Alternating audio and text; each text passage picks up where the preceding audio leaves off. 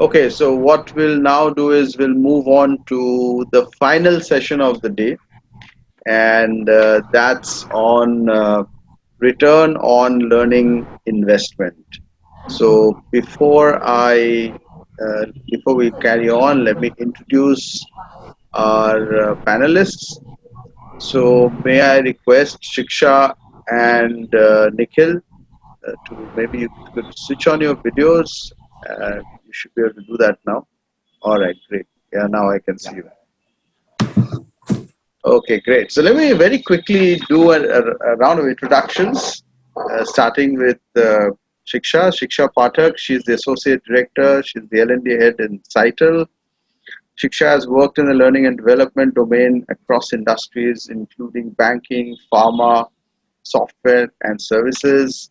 She has played advisory roles to business, HR, and resource management teams and helped in increasing effectiveness of talent acquisition, learning culture propagation, skill enhancement, and optimal utilization through potential development. As global head L&D in CITL, her focus lies in evolving the business functions, transforming through learning, and making them sustainable in the long run. She was awarded Best Learning Leader of the Year award in 2019 by USB Forum in the fourth edition Future of L&D Summit and Awards. Some of her career highlights have been creation of career path for the top 30% talent in the company, delivery of management development programs to reflect a 35% growth in leadership positions, succession planning at 11%, and career growth plans at 97%, and developed and executed global learning and development strategy. Shiksha, welcome. I'm really glad to have you in this session. Well, thank you, Zubin, for the introduction, and I'm really glad here as well because I've been sitting most of the sessions here, and they've been very nicely put across. The flow was good, and I think now we have come to the final leg of the conversation here. So, thanks. Thank you, Shiksha. And now I'm going to introduce Nikhil Mathur. He is the head OD and L&D in Dalmia Brothers Private Limited. Nikhil is an experienced human resource professional with demonstrated excellence in working for 20 plus years in the wide ranged organizations into IT, ITES, telecom, and hospitality sector. He is currently associated with the Dalmia Group as Head Talent Development and Organization Change. He is working on defining change management plans to improve business performance, employees' productivity, and engagement, building positive and achievement-oriented working environment for employees, designs, develops, implements, and delivering people productivity and efficiency programs on working on improving leadership capabilities. He was last associated with the Ground Mobility Solutions organization as Chief Human Resource Officer. His journey has been through prestigious organizations like Convergys, Genpact, Oberoi Hotels, and Alcatel-Lucent.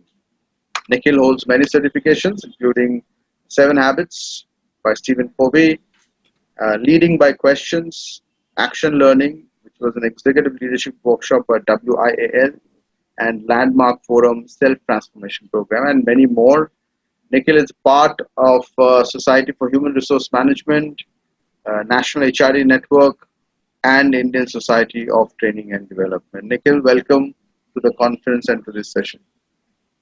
Thank you, Zubin. Looking forward for a very interactive session. Yeah, so we have reached the end of the day almost, and we've had really good conversations on each of these topics. I'm glad that I'm recording all of these because I think these would be repositories. Definitely in the future, people would be watching these videos, and there's a lot to learn.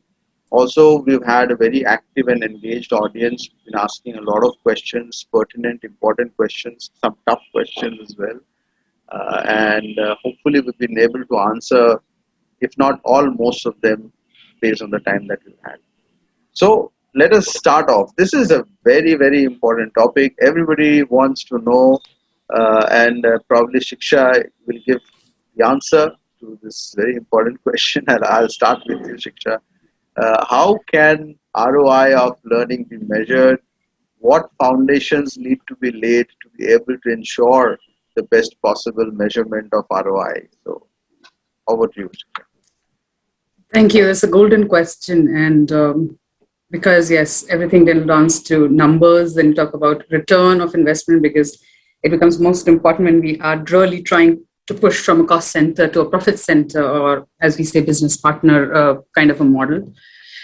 So measurement of the learning initiatives, they are twofold. One is a creation of value, and another is creation of money.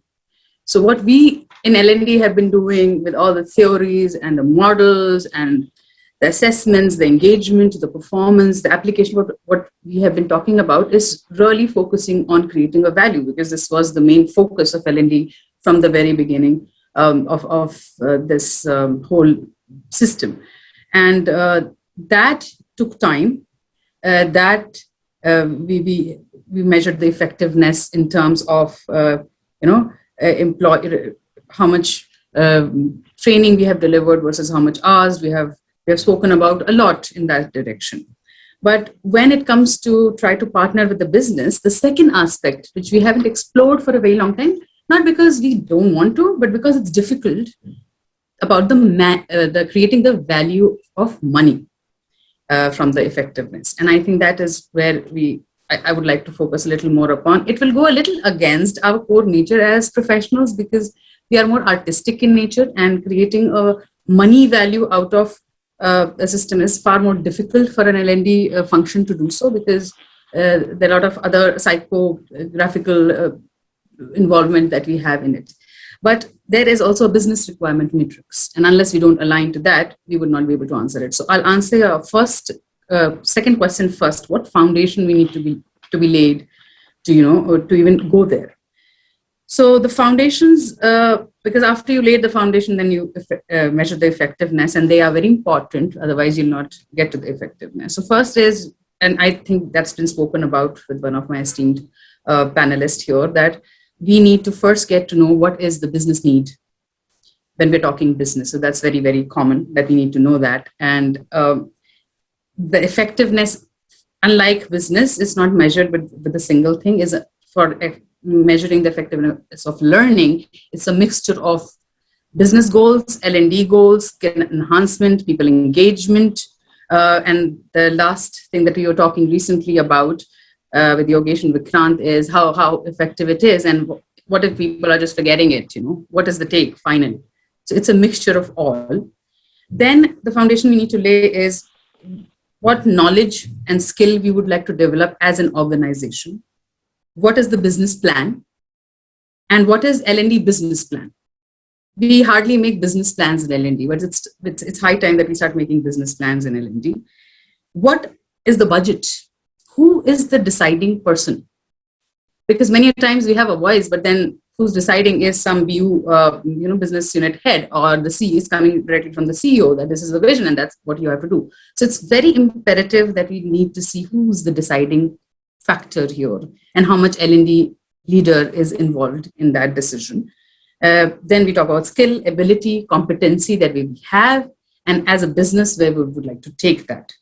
What current technology that we have, and for our business plan, the L&D business plan, what technology would we require? Should we need to upgrade it, or like we can leverage what we have?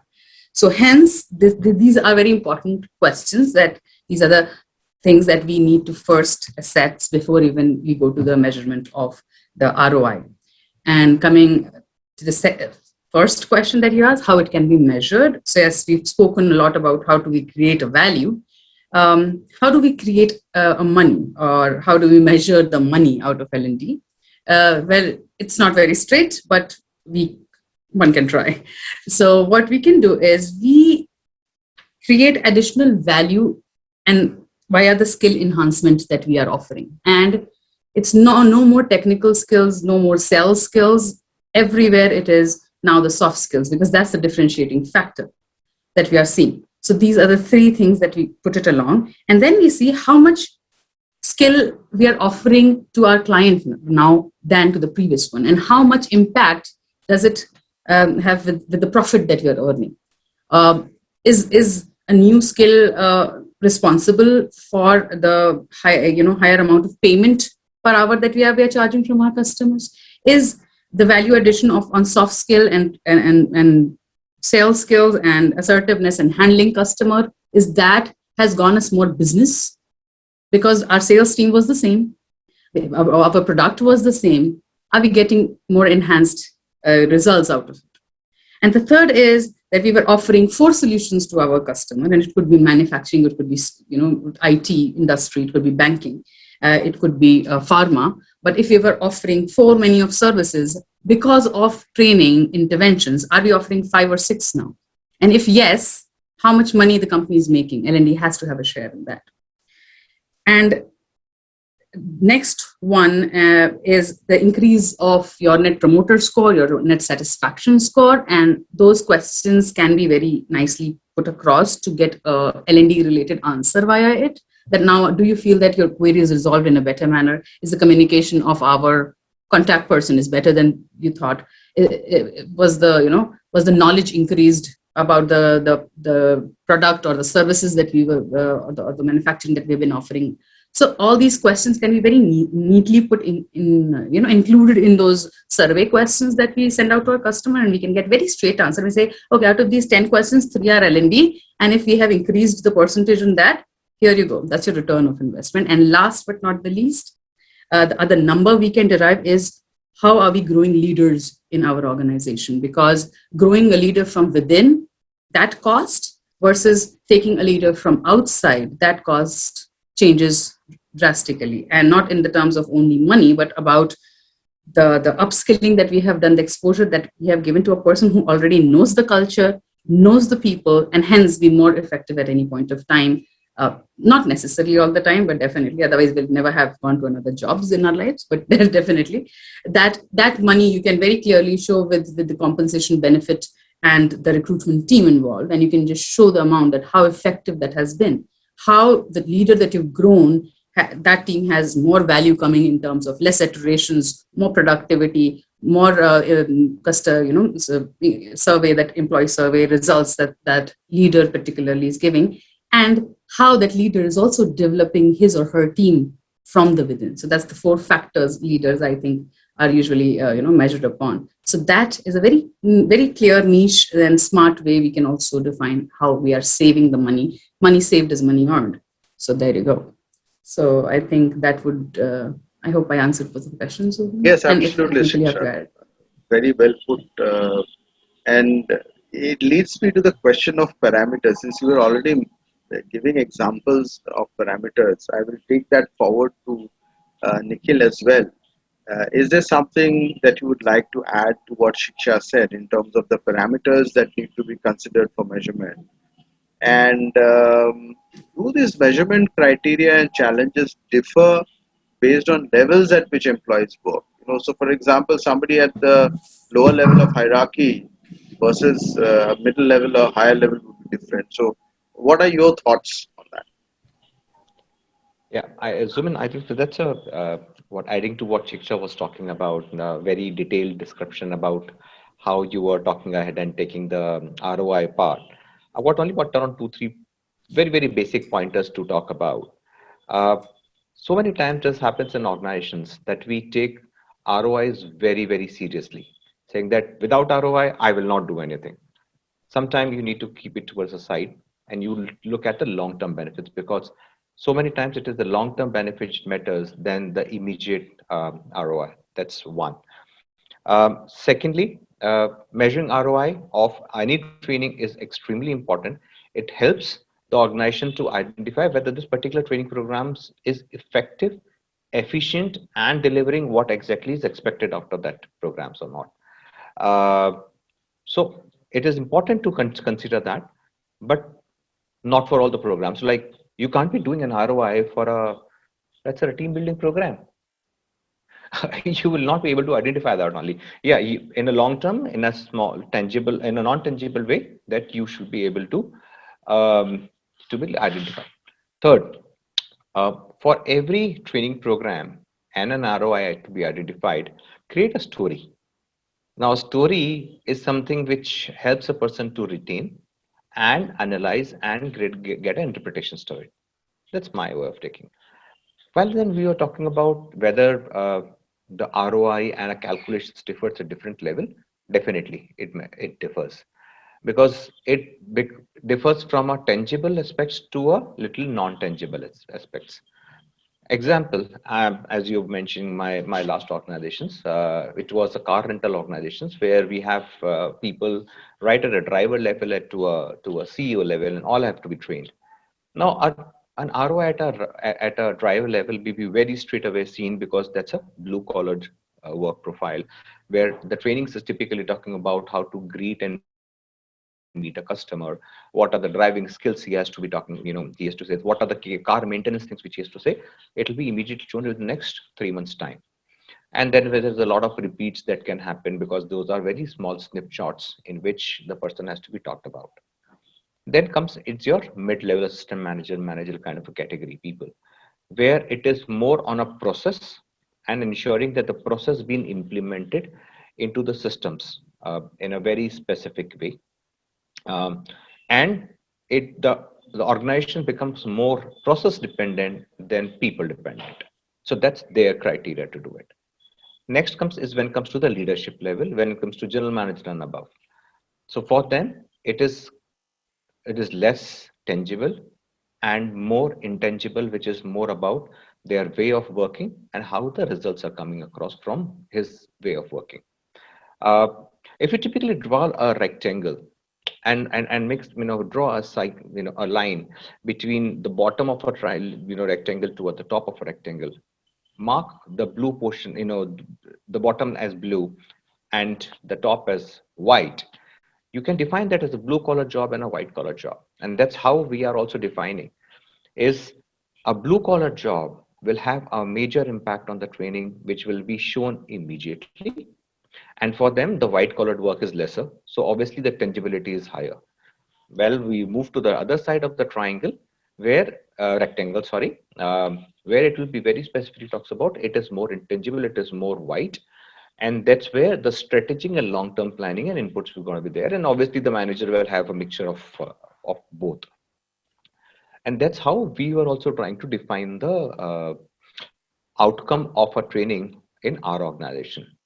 So, as I mentioned, for the three different levels, it was happening for a driver level and an initial level of uh, you know executives level.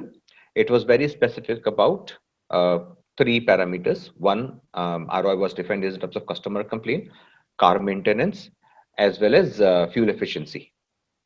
So within 3 months, you will be able to identify whether that has been gone up or not. That's very well. Secondly, when it comes to the next level, which is the managerial level, it was since it was more focused towards process, whether in case of their absence, whether the process was able to run efficiently and there was no glitches, that's one criteria of identified whether the ROI has been defined or not. Secondly, was about customer centricity and how the customer feedback is getting improved in terms of not only from a individual customer but an organizational customer perspective also, because it was from more from a B2B perspective. And third, from a leadership level, it was defined the ROI primarily on the strategic decisions which a person is able to take in the next 6 months time.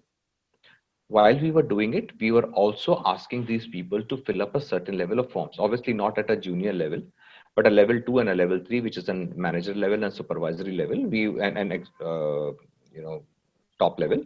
We were asking them to, one, obviously there is a pre-assessment, there's a post assessment of the training program, and this is a self assessment. Post 30 days, 60 days, and 90 days, there's another questionnaire which has been sent across to them because they were capable enough to do their own identification and seeing that whether they have improved or not, and there is a fall factors which has gone through. So that becomes our calculations of ROI, saying that if I've invested in terms of money for travel, money for the trainer, money for the time he is not available on the job, how has it improved? And that's how the calculation was done for three different levels for us. Hope I was able to All talk right. about. So, I mean, let me just do a quick poll before I go to the next question.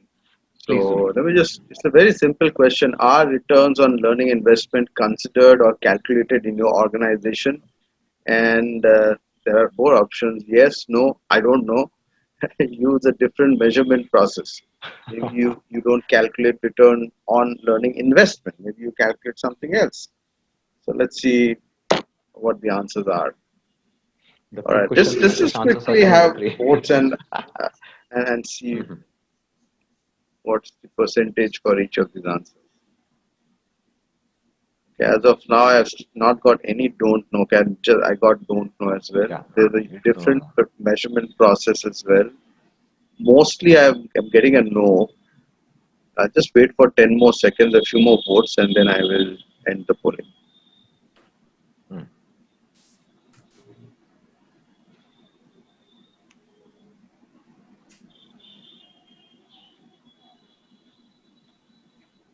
Okay, so what I see, I mean, everybody has not voted, but what I see is, and I'll just share the results with you. 55% have said no, 27% have said yes, and 9% and don't know, use a different measurement process. Okay, so it seems that if we do a larger scale polling, if I don't know if this is representative of a large number of people, large number of organizations, but suppose we consider that to be so, that means we've still not reached that stage um, to be able to, be very, very sure or very convincing and with the fact that we can measure return learning investment. But maybe everything cannot be measured tangibly, or rather, let me put it this way, everything cannot be measured in the form of money. So money invested and money that you got in return. I'm going to ask this question to both Shiksha and Nikhil. I'll start with Shiksha. Uh, so management has certain expectations. Okay, so management has expectations in terms of, okay, we are giving you this money and you're doing this training, and what are we getting out of it? So say there are behavioral. I think one of the questions I got in one of the earlier sessions was the behavioral aspects, right? So um, behavioral changes. Everything cannot be immediately translated into numbers, into the money related numbers. So, does the management expect, I mean, again, from your experience, does the management expect that there would be returns in the form of money, or directly or indirectly you can make some connection or calculation? And how do you deal with these expectations? What are those expectations that you have faced in your career? Well, uh, it was like, you know, not everything is measured and everyone knows it. Earlier, it was mostly like 10 years back, it was mostly like, okay, you just do these main trainings and let us know when it's done how many hours my people have invested in learning and training. So, along from 50 other metrics that the leaders or the company at the company level they are giving, one of them is, oh, our people spend 30 hours a year in training. So that was it. uh, then I think the trend started changing a bit, because then I think the world realized that, it's much more than that. It's just much more. And then it was more heavily based on technical skills, because the leaders are born, they're not made. So someone is just because of 15 experience, they will just become leaders eventually, or managers, and so on and so forth. But then the paradigm started changing, and then it was soft skills, and oh, our customers are not happy. Oh, it's becoming global, and we need to have a global mindset, and so all these things started evolving. Is when I think leaders start asking, oh, what's the effectiveness here? And I don't think so. When they asked about it, there was some specific measurement that was there in their mind and still has.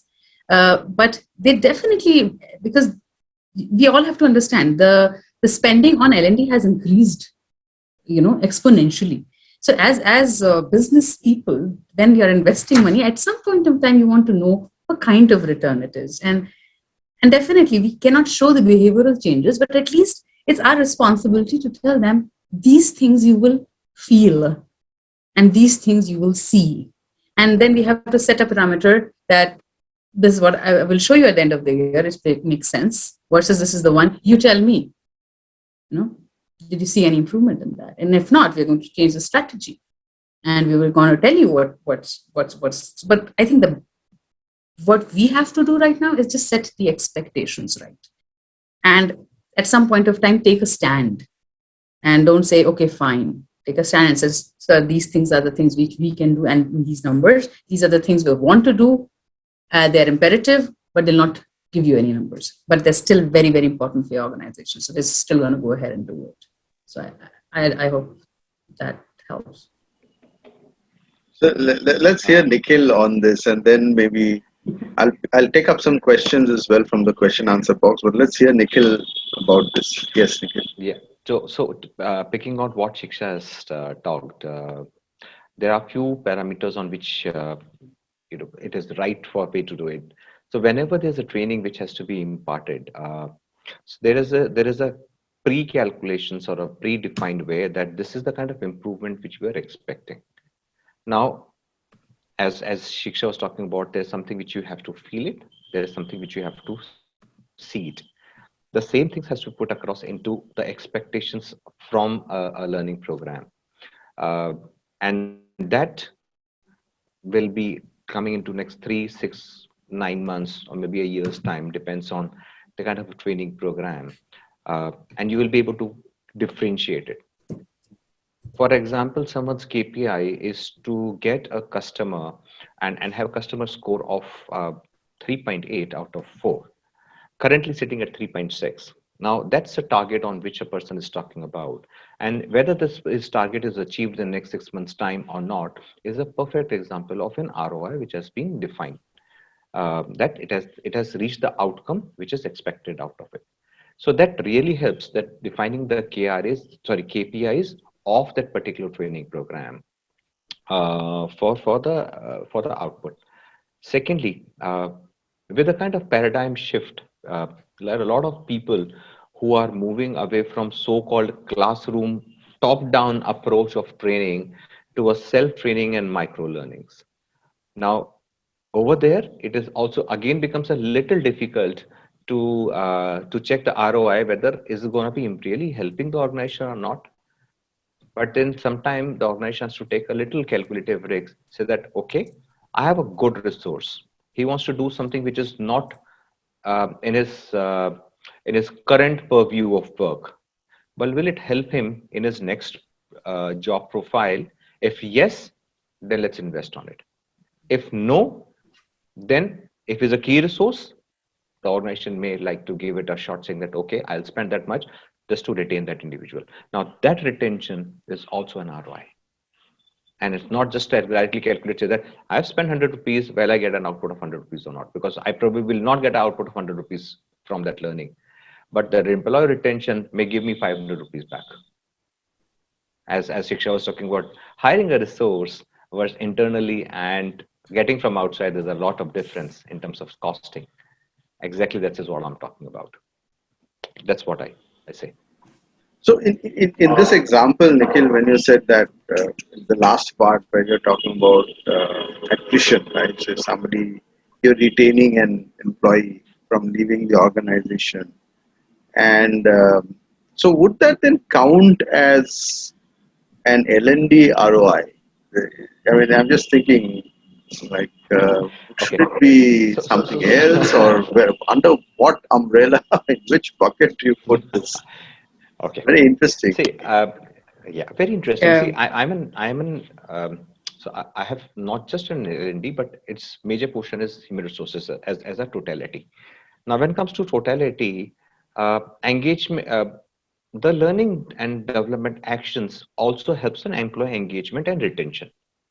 Now, you cannot skip out of saying that I will only talk about employee engagement and retention without giving any input to developed. So that's where it is also coming back. Uh, is it concrete? Is it tangible 100% of the time? No. But it helps uh, because when you see the growth of an individual in the organization, and as well as his retention, that shows. I can take a very classic example. While I was working with Genpact, I know someone who started his journey into a technical help desk specialist, a mid-level, moved from there to a quality. From a quality, he moved into recruitment. Recruitment, he moved into human resources. From human resources, he moved back to technology, and he's currently a vice president into technology. Now, quality and technology for a one vertical he's heading. So that's a kind of paradigm shift, because you can see that the guy has picked up, learned, moved from one profile to another profile. So his learning in terms of talent acquisition was not critical and not important while he was doing the quality analyst job, but it helped the organization. So just an example here. I would Okay, like all to right. add on that very quickly, Zubin, very quickly, because it's a very interesting question. And right now, like cycle goes yearly, and we have all our strategic plans set. So we're talking about, like Nikhil said, we're talking about retention, employee engagement, iteration, growth from within. Yeah. And none of them is L&D objective right now. Let me Nah. tell you, I have a different objective altogether for this year. But then our employee surveys come in. Then we have 2 new products being launched. So the success rate of that, along with the product, we're also selling, or we are also giving the menu of training services as a package. So in all of this, and whenever, and it's none of them is called like L&D responsibility. It's some leaders, HRs, or business units, but everywhere you will find one line L&D. Learning for this role, development this, engagement here, more skill development, and so then I see it and I say, okay, it's everywhere, but it's nowhere. It's like a salt when you're making food, and I really like the analogy here. Salt is there in your food. It's just mixed. Without it, you'll notice it. But when it's there, it's just not like, yeah, it's there. Like, what's the big deal? Just try not to have salt at all in all your food. Suddenly, one day, and then you will realize where LLD has not been having. So that's one answer I would really like to give it to all the leaders what we've been talking about. What is the return? This is the return, Mister. So that's that. Is the salt analogy. Yes, my salt and all. Brilliant. You want to call it. I never thought of it that way. Uh, Yeah, sugar, women cook. We have sugar a is lot. not very healthy, so salt is a better example, perhaps. Yeah, I mean, whichever ingredient. There is some ingredient which is like air, like oxygen is there everywhere. Nobody just hangs oxygen for being there, do we? Just try not to breathe for a minute. That's a good example. Yeah, that's a better analogy. No, we can't live Yeah, without yeah. oxygen. But in a No, very but Without different nobody salt. analogy appreciates. also. Yeah, like we never got up one day and said, "Thank God for the air that we receive." Nobody said that ever. For such an important thing. In people like who are staying in Delhi NCR, we keep on saying, "What the kind of quality of air you give us?" Yeah, see, so when it's not there, the whole idea is that when it's the absence of it that causes confusion, but the presence of it is not that noticed or appreciated. And why I'm saying that's not because I'm feeling sad about LND. We are very strong, and as I said, we're talking about business partners, so we must be doing collectively something really great here.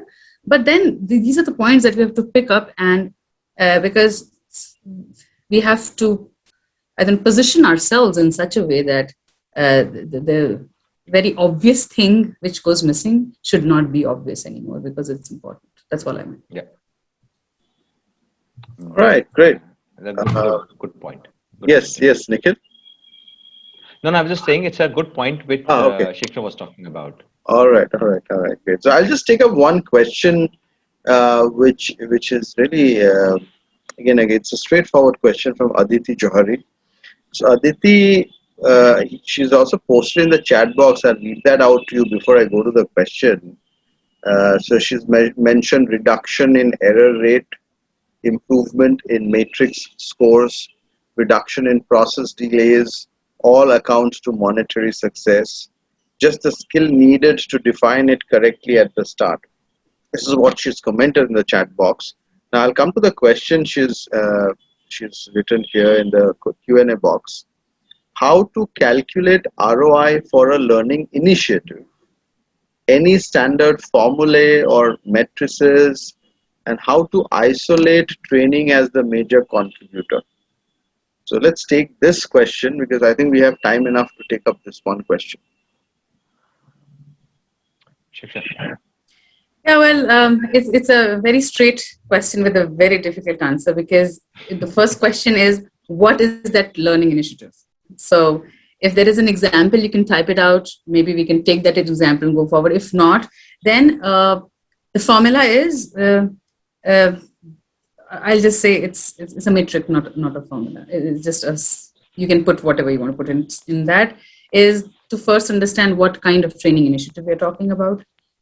Because and for all my training, there is a questionnaire that I really ask whoever has requested it, and before that, nobody, I don't care who you are, I'll not do the training for you, and that's called an ABCD formula. A, who's your audience? B, what behavioral change you want to see? C, what will be the parameters? What will be the surroundings around it? And D is at what degree change you want to look into it. So who, why, where, and what do you want in the end? I'm not going to define what will come out of in the end. I want you to tell me what do you want in the end. So yeah, so okay, like any particular training. So you ask your ABCD, and when you have your ABCD, even before you start thinking what the training is, who will deliver it, which will be the modality, how are we going to measure it? If you have ABCD answered by the person who has requested or the group that who requested, you get half your answers right then and there. So now you know what degree they want to change. And let me give you an example. I don't know, Nikhil, do you have an example when you're talking about, oh, I want to learn art programming. I want 50 member of my team to learn art programming. Why? You know, oh, because there's a customer wants this and they don't have it. Okay, so where they are, what is the final change you want to see? What's your degree? So the degree is that they should be able to work on that project with the R knowledge that they do. There you got your matrix. There you got your ROI answer. Okay, so after end of this session, these many people, that's your audience, will be able to, what's the parameter, will be able to work on the project by the customer with this much percentage of error rate, or this much percent of effectiveness. This is what you got. And then when the training is over, you make sure that the training is in small nuggets, the training has question answers, the training has a demo environment where they can go and design and learn. If they fail, they can go back to the training. They have the SME, the subject matter expert. We have amazing technology with our LMSs, and I am a full fan of it. So we utilize community learning into it. So if someone's stuck doing that programming, the other person just posts this and says, "Hey, I'm stuck here." Another person. So we have a pure learning going on. We have an SME learning going on, community learning going on, and in the end of the day, if they're deployed, we can give an ROI to you. This is what you wanted. This is what you delivered. Now they're able to do is, here goes your ROI. So I hope that answers. So Nikhil, your views, final views on this? Okay. So what Aditi was talking about primarily is about how you are moving your learning to the ground level. Uh, so little practical example. I'm Shiksha what was talked about is a fantastic way of defining it, and even working out it. I will talk about from a so she was talking about from a perspective of a larger organization where a lot of systems and policies and systems things are in place. The moment move into a mid-scale and small-scale organizations, because I worked a lot with MSMEs and mid-scale organizations. Over there, the systems and processes are not that strong and robust. Now, in that case, it is to identify whether this training will be more effective or not. Uh, there are there are there are measures of question answers a lot which has been done most of the time. Secondly, it is about a lot of assessment by the manager and the trainer, which has been identified and say that whether it's been effective or not. As I've mentioned, it was a 30-day, 60-day, and 90-day surveys where we ask about the effectiveness of those training programs and seeing whether we are getting the right kind of an answer or not. That's another way of defining and doing it. And fourthly, we were also doing a lot of peer questionnaires when a training program did completed. And the peer inputs was typically taking within 15 days. Now, a peer will be able to check the changes very fast. Your manager and and your trainer anyway has given that feedback in terms of how your learning has been during and immediately after the learning journey. Now that defines whether uh, and everything is defined pre KRA, and like this the KRAs which has to be achieved pre the training and the post the training. So that's how we try to measure it. Uh, yeah. Sometimes it is very tangible. Sometimes it is uh, based on how much butter you can apply on manager's table. But anyway, most of the time Yeah, it's and I hands think I on. agree, Nikhil. So like the four stages of measurement of training effectiveness. I think if it's a smaller group or an organization or a small intervention, I think the first one just does it. Pre and post does it. Yes. So yeah, sure. So it has to be done in both the ways. So large organizations like a Genpact or a Convergys has a very systematic and predefined ways Yeah. of doing it. Uh, my previous organization, when I was talking about eco, and my current one also, they have the learning programs, learning journey, which is there. In fact, my previous company, I'm the first head of HR and the first head of learning and development. So we had I've created the complete learning journey in that organization. Now for that, since it's not that large, it's approximately around 1,000 people, around 4,500 drivers. Uh, that that journey defining in terms of their KRAs and KPIs pre and post, that becomes a very critical factor for that. Yes. That way. All right, I, I'm actually tempted to take this last question if you allow me. This is a question Please. from Rupa Shende. Is there a way, and also is it fair, extrapolating results of one ideal learner employee's training results to ROI of the entire program, given that it also depends a lot on the enthusiasm of the employee? So is it fair? I mean, you just pick one learner employee's training. No, no, it's not fair. Oh, So Rupa, the answer is correct. it's not fair. I mean, that is it, right? So you cannot do that. Just pick up. Okay, this is the We ideal can learner definitely employee. highlight it, Rupa. So sometimes what happens is that there's one or a bunch of group which, like I said, all fingers are not the same. Everyone has a different take, and receiving, like any communication starts with the receiver, transmission and The then transmission. receiving and the feedback. It finishes. So I'm receiving the same. I'm not receiving the same thing as Zubin is versus what you are. So there will always be a bunch of people who would definitely be more enthusiastic about it and may be therefore Absolutely. or not having some extraordinary or different kind of experience. In those cases, we cannot generalize the results on that. It's not ethical, not fair. But we can definitely highlight it, like when we are giving our dashboarding to our leaders in our quarterly business reviews or any such forums. We can definitely highlight, and this we have done this all. I would also like to highlight that this person or these bunch of people have a very interesting thing to share and which really touched us and impacted us. So yes, that's the only way I can think that we can I don't know, Unless you create a mention story. it. Story. Yeah. Create a story Yes, to it. yes.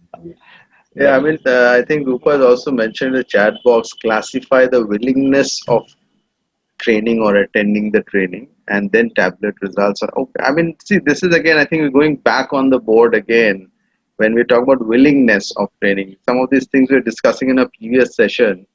So I think there was a question on Yeah, what's in it for me, and if somebody is not for even exactly. interested in what's in it for me, somebody who's not engaged, somebody who's not willing to.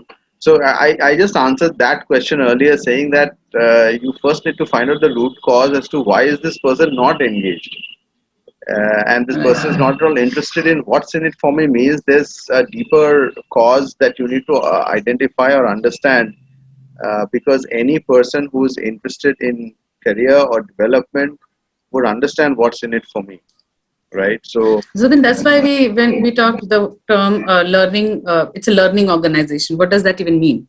What that means is we are applying the adult learning principles very seriously, and initially we are talking about what should be mandatory versus picking from the menu. So when mandatory kind of goes in a lesser percentage than to our picking of the menu, I think there is when we achieve a learning culture. When at some point of time it becomes a value and the culture of the organization that I have seen the impact, so I would like to have it. And as you said, Zubin, it's a culmination of everything that we spoke about. What is adult learning is things changing. The learnings are from they're becoming nuggets and capsule.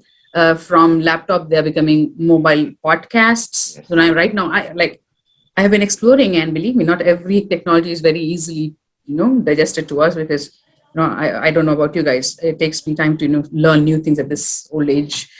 So we have to, seriously so go through it, how to make those podcasts. I don't know how I heard a lot, but I don't know. So that's when from our side, we can come 2 steps. And then if whatever clicks, if the learner starts coming one step by themselves, is where these kind of questions will become lesser and lesser. But mind it, we should be prepared that at any point of time, some people will not like it. It will not be effective. No right. matter how good it is, it will never be effective for everybody, ever. So just be prepared for that and be ready to answer that. Yeah. I think Aditi has written a Really comment agree. here, the skill will matrix theory. Again, we get one side of the picture or, from there for sure. But if you're like Shiksha said, if you're talking about a learning organization, if you go beyond, I mean, we have to understand, as I said, the root cause of engagement. And Rupa has commented, makes sense. It combines several factors. Thank you for your insight. Okay, great. I think this was a really nice discussion at the end of the day. And some Yeah. of the people have stuck on throughout the conference. I'm very happy to see there are some learners who are really interested. I saw there are some people Still who've sitting. been there from the morning 9:30 till now, and I'm very happy for that. And Wow. Shiksha and Nikhil, thank you so much. It was a really great last session that we could have in this conference. The insights were wonderful, experiences that you shared, examples you gave. I'm sure this learning will continue in the future as well. I hope that we can stay connected and do more such discussions. Yes. Sure. Thanks, Zubin. I think so. That's Yes. very interesting and taking a lot of input from Shiksha. No, so likewise. Outside from a peer learning. That's what peer learning. Well, what you're doing. So Hagen says, if my grandfather used to teach me these things and says, if you stop learning, you stop living. So we don't want to Absolutely. stop living, do we? Yep. Absolutely. So yeah, so this is we learning here, and in turn, if we are able, the whole entire session, if there are up just 2 takeaways that you can take, I think Zubin and all of us will be really happy that we have been able to contribute in any which ways possible, and especially and this when we're talking about the small attention spam of people and capsule learning. People have been sitting from Yeah. 9:30. Thank you very much from my side as well. It is impossible when just to be here rather than those conventional face-to-face conversation that At we least used to not have. sitting in front of a screen for such a long time. Absolutely looking forward, yeah, when we can have these conversations face to face. I hope so. But nevertheless, Looking forward to doing that. great efforts for pulling this all together. So thank you very much for this opportunity. Thanks, Zubin. I think so. Sure. That was Thank you so interesting. Very much, interesting Shiksha. Thank you, introduction. Nikhil, and thank you to all my audience, everyone who attended Yes. from the morning, and also some sessions here and there. But then it was good to have you. This recording would be there would be some bit of edit done and then posted. I'll definitely share the links with everyone who attended, and also definitely with all panelists, so that you can also have a look at how you look during the conversations. So, and I think the most important part is, these we should stay on. People can learn from these discussions whenever they want. Yeah. When the videos are uploaded, it's more flexible. People can watch whenever they have time. So that's the part that Yeah. I wanted to address as well. Okay, so great. We have pulled it through throughout the day, and now it's time to say goodbye to everyone. Thank you to everyone, and let's all stay in touch as one big. I shouldn't call it a family, but at least one big group of people, LND Like-minded and individuals. absolutely, absolutely. Thank you. Thank you, Zubin. All right, Thank thank you. you, Thank thank you you so all. much, thank you, everyone.